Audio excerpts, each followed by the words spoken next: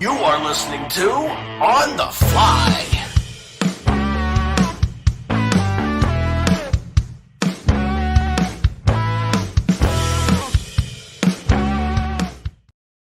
What's up, guys? On the Fly, final score here on Monday afternoon is 10 after 5. You guys should be getting off work about now. Really, guys, there's a lot going on. You know, everybody, I know you Washington fans are on cloud nine after yesterday. You Dallas fans are not so much on cloud nine after last night.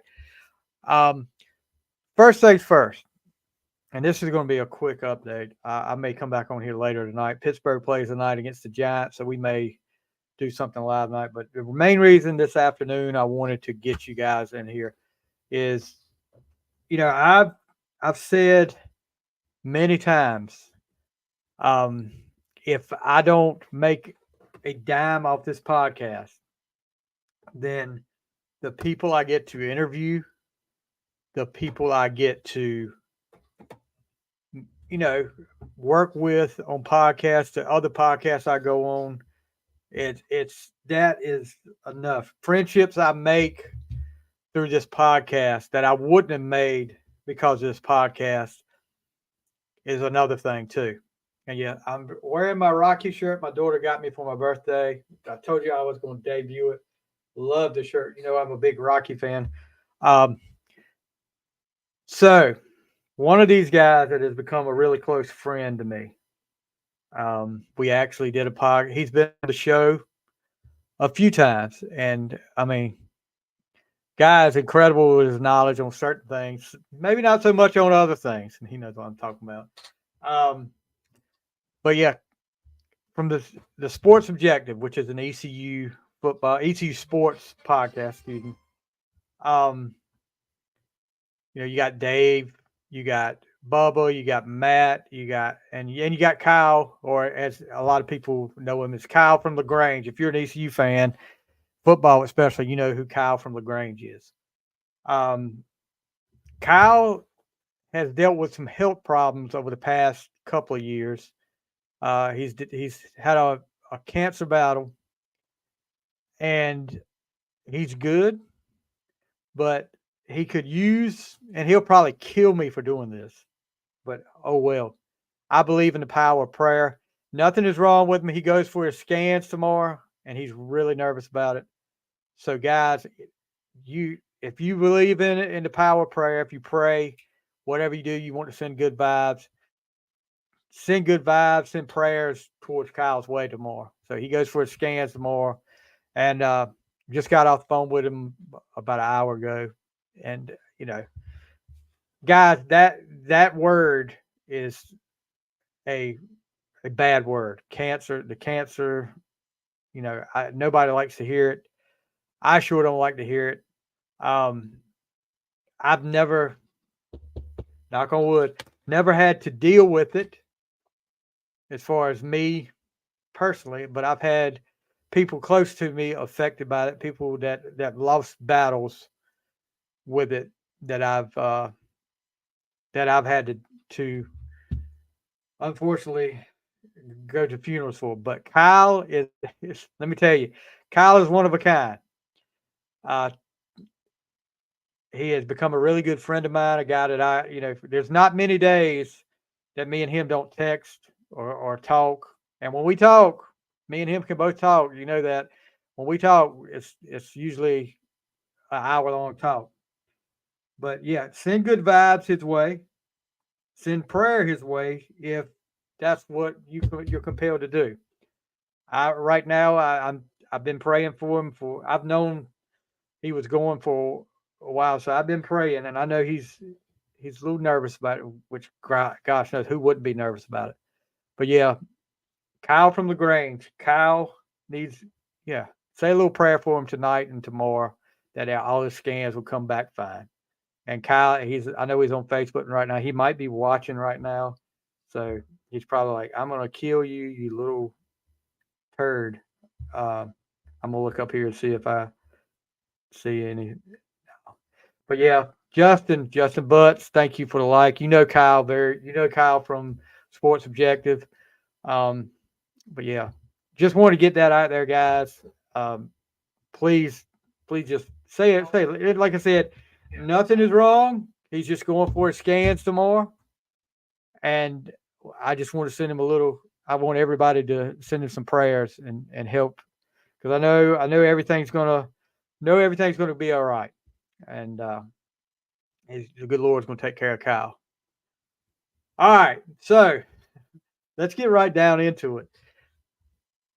Washington fans, I will tell you this: the original Final Score co-host, my first co-host, Lynn Bryant. You guys know Lynn is a diehard Washington fan, season ticket holder for a long time. Yeah, the end of that game last night, the first thing I did, I got on the phone and I called Lynn, and didn't realize that he would be at the game, because I've been seeing his posts about. Well, he had posts up there about available tickets were available some games.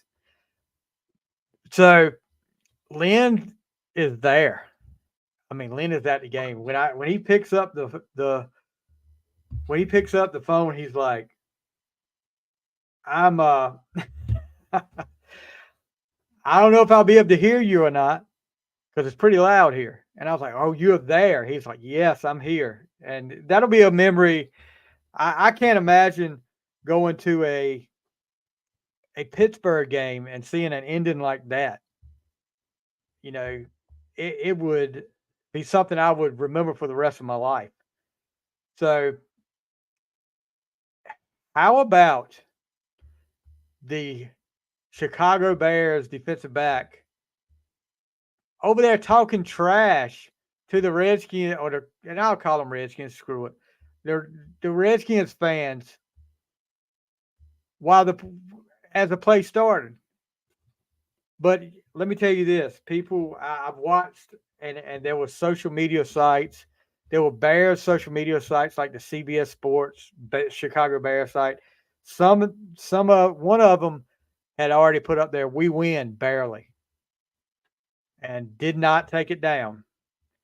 So people were lighting that up. But anyway, my thing is, if you're a Chicago Bears fan, yeah, you can be upset with why they didn't have a guy sitting in the back of the end zone, why all of them went up after the ball, and why they didn't knock the ball down. Robert Matthews, you always knock the ball down, right, buddy? My thing is, 2 possessions before that, the possession before the Bears scored the go-ahead touchdown. Why are you at the goal line with the game on the line? You can take the lead for the first time. Why are you handing the ball off to an offensive lineman and not your running back? They fumbled the ball right at the goal line. Turn it over. You gave up 6 points. If you give the ball to your running back like you should, then you're probably going to take the lead there. And you don't have to worry about this freaking Hail Mary. That was terrible, terrible coaching on behalf of the Chicago Bears. Matt Eberflus, whatever his name is. Terrible, terrible coaching. I'm not sure if I'm a Chicago fan. I'm more ticked off about that than I am the Hail Mary part. I mean, that's something. Hail Marys, I mean, at times, yeah, you don't ever tip the ball up. You go and you leave somebody behind. You don't let a guy get behind you. So that is one thing, but handing the ball off to a freaking offensive lineman at the goal line, no, let him block. I mean, if you got, and it wasn't a great handoff either. Caleb Williams, it was not a great handoff, but you got to know that he probably wasn't used to handing the ball off to an offensive lineman. The offensive lineman wasn't used to taking the handoff. So, my eyes are. Anyway, moving on from that, Redskins, they are sitting at the top of the NFC East. Who would have thought that? Game ahead of Philly. Philly gets a big win over the Bengals yesterday. They pull away. They look good at the end. Also, a good thing yesterday, the Cleveland Browns. What about? I always say Cleveland. If you I'll use a Kiss reference here. You hand them the keys to the kingdom, and they find some way to hang themselves before they can do it. They always seem to screw up a good situation. And Deshaun Watson, he's out, okay, for the rest of the year with Achilles. You put Jameis Winston in, which Jameis Winston hasn't been the best quarterback in his past. He hasn't been the best decision maker, I guess. On fire yesterday. 334 yards, 3 touchdowns. They upset the Ravens. So yeah, I'm happy as I can be that the Ravens go down. There's your MVP, the best quarterback played by a running back in the NFL, Lamar Jackson. After the game, throwing a fit like a little kid, slamming his helmet down and all that good stuff.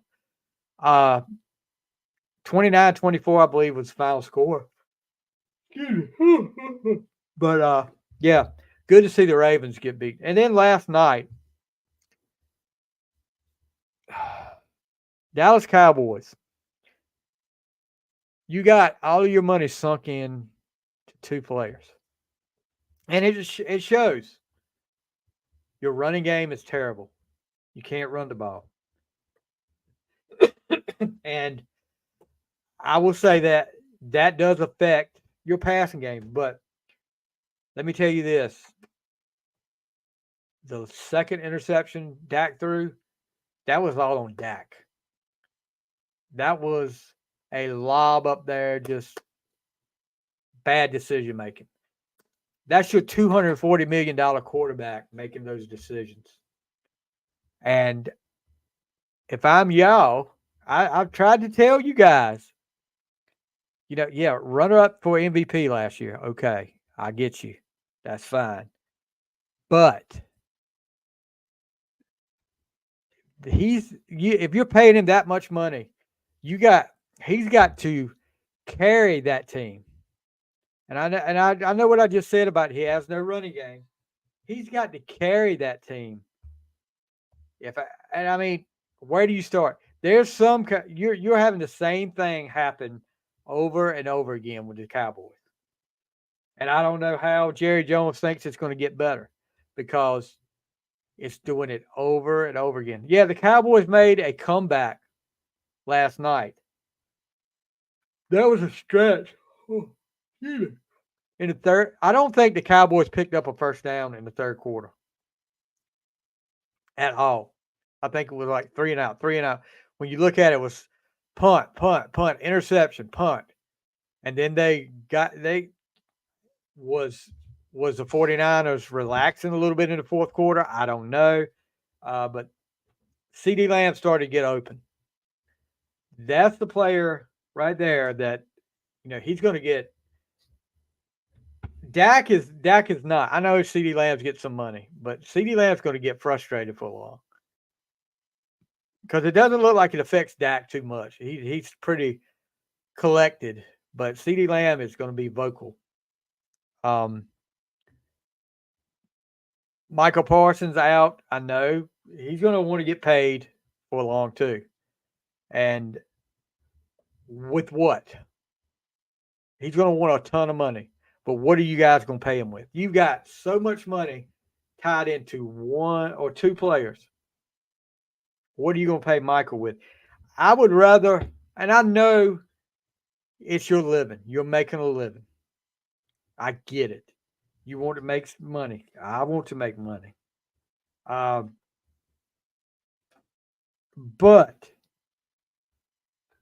don't you want a Super Bowl too? And I don't know what kind of lifestyle Dak Prescott lives, but how are you going to spend $60 million a year? Is that? I mean, you got to have it for the rest of your life. $60 million a year, not just over 4 years. $6 million a year. He gets paid $60 million for 4 years. $240 million. Will he? He won't have to worry about money the rest of life. Shouldn't. So why don't you take a little bit less and get some freaking help in there? That's what I've always thought. I mean, and it's easy for me to say because I'm not living that lifestyle. I'm not having to deal with the stuff that a professional athlete deals with. It's easy for me to say.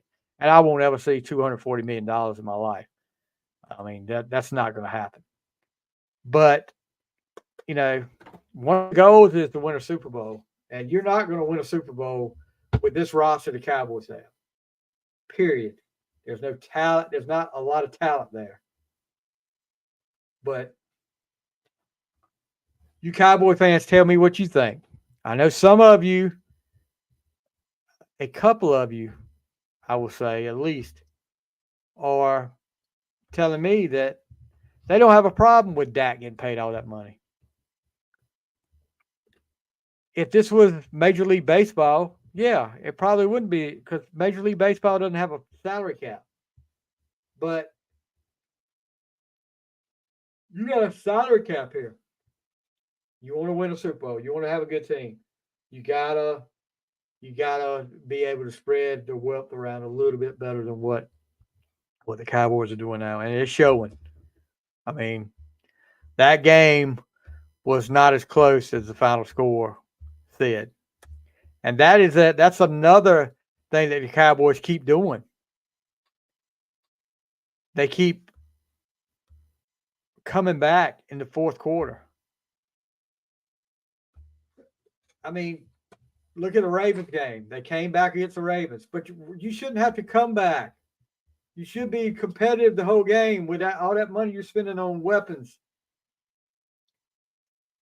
Jerry McCarthy may be getting fired before long because it's not going to be Jerry's fault. I guarantee you that. But you go thinking about it. All these years, the same thing happens with the Cowboys. This is a little bit worse so far than what I've seen because usually during the regular season, they light it up. They don't have problems, but not so far this year. What, 3-4? Second to last in their division. So yeah, Cowboy fans, you may have a long year this year. I know one of the Cowboy fans saying, "Well, we'll probably beat Atlanta." Don't be. Atlanta looked good beating Tampa Bay yesterday. So don't be surprised if you lose to Atlanta. The way the 49ers were banged up too, guys. They keep telling me Cowboys banged up. Yeah, 49ers are banged up. They don't have their number one weapon. They don't have McCaffrey. There's a lot of them missing. So, I mean, anyway. World Series. I'm not jinxing anything, but Yankee fans, where's Aaron Judge? He has disappeared in the playoffs. Disappeared. And now he'll probably light it up. Down 2-0 to the Dodgers. Watch out. Dodgers don't get cocky either. Ohtani, I see now, he's in the lineup for, I guess they're playing tonight. Game 3 tonight. Ohtani had injured his shoulder, dislocated his shoulder, stealing second base. But it looks like he's going to be okay. We'll see how okay he is. New York Jets, talking about kind of like the Cowboys. Everybody just thought Aaron Rodgers gets over here. Jets are going to be great. Super Bowl contenders. I can't stop yawning. I'm sorry, guys. Super Bowl contenders. You saw how they started out, 4 plays into last year. He's out, Achilles injury, comes back this year. And Aaron Rodgers is, he can say what he wants to. Can't blame everybody else for too long. Jets fall to the Patriots yesterday. They have lost 5 in a row. I mean, this is not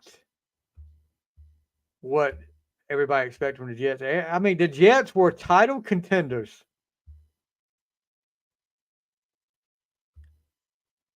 Not so much anymore. How about Anthony Richardson? The Colts, second year quarterback? I've heard some, high school, even in high school football, you don't want to hear somebody take themselves out of the game unless they're hurt. Now, if you're hurt, injured, yeah, take yourself out of the game. Professional athlete took himself out of the game in a key situation, 3rd and long, and took himself out of the game because he was tired. That's what he said. I ain't gonna lie, I was tired. Really? How do you do that? What are the Colts going to do about this? I know they are evaluating the situation is what they said. So, okay, evaluate it. I mean, that's just, and guys, that is ridiculous. When a professional athlete to get paid all this money says, in a leadership role, says, I'm tired. I'm taking myself out of the game. Yeah, and it says he's evaluating the situation. So, 3rd and goal. Let's look at this. Tired. I ain't going to lie. That was a lot of running right there that I did. I didn't think I was going to be able to do that next play. So I just told the coach I needed a break right there. Against Houston. And the score was 20-10 at the time in the 3rd quarter. So